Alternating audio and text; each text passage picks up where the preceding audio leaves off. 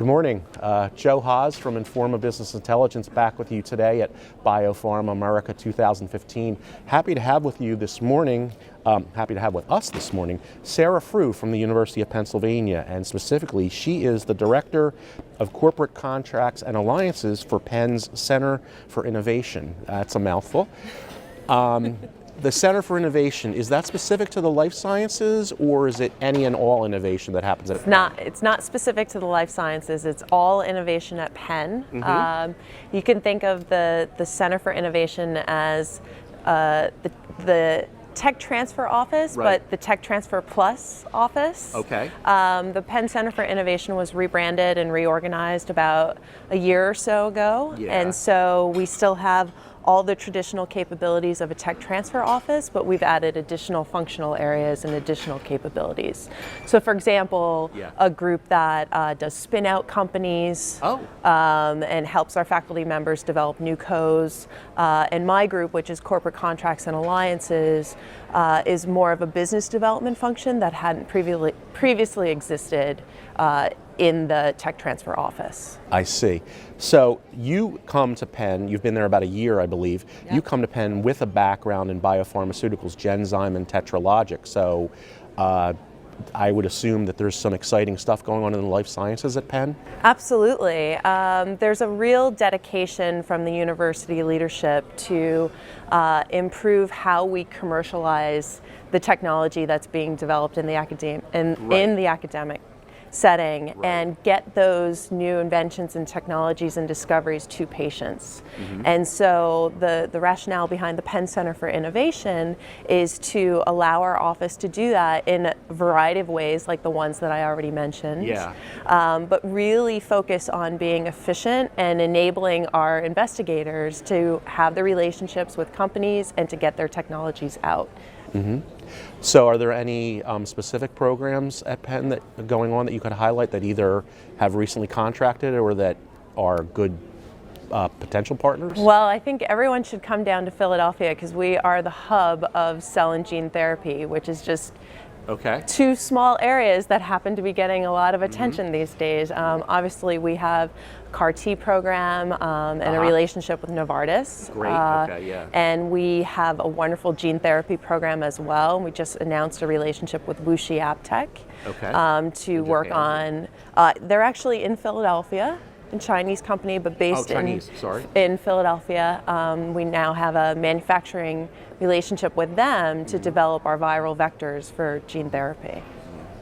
Yeah, Philadelphia is very vibrant with what's going on at Children's Hospital and their new Biotech Spark, and then, I mean, just some of the really august healthcare institutions like Jefferson and of course Penn Hahnemann. It is. It's a great cluster, and I think that's part of our goal at Penn is to spread the word about how wonderful Philadelphia is as a cluster for life sciences. How is it doing as a biotech hub?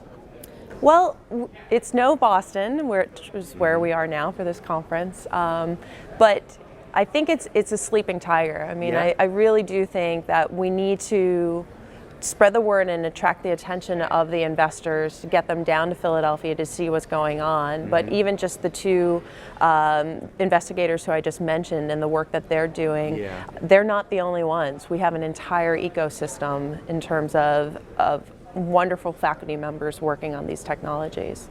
And I know that GSK in recent years opened some new facilities in the Navy Yard area. Is there any sort of a biotech incubator down there, or no?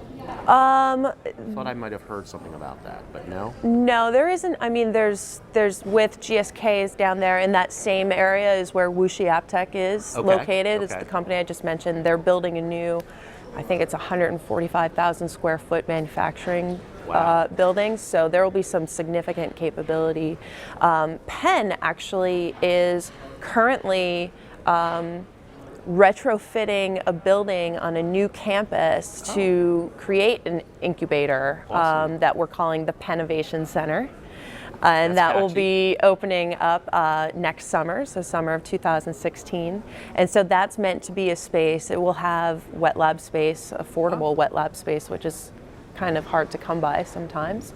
But that will be kind of a Penn incubator space to have that kind of open innovation.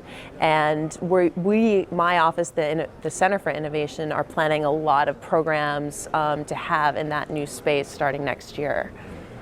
So I know here at the conference you were just on a panel with Biomotive and some other presenters. So both presenting, and then I assume there's some business opportunities here for you at the conference as well? Absolutely. I mean, that's the main draw for me is as a business development partnering conference, it's a great chance to come up here to reconnect with folks at this time of the year. You try to make those reconnections every couple of months or so just to see how people are doing, keep those relationships going. And what I said in the panel and what I can repeat here is, I mean, this is a relationship business. Yes, it and is. so we need to make sure that we're keeping each other, aware of what we're working on and new things that are coming through. Great. Sarah Frew, thanks so much. This is Joe Haas from BioPharm America. Thanks for joining us. Thank you.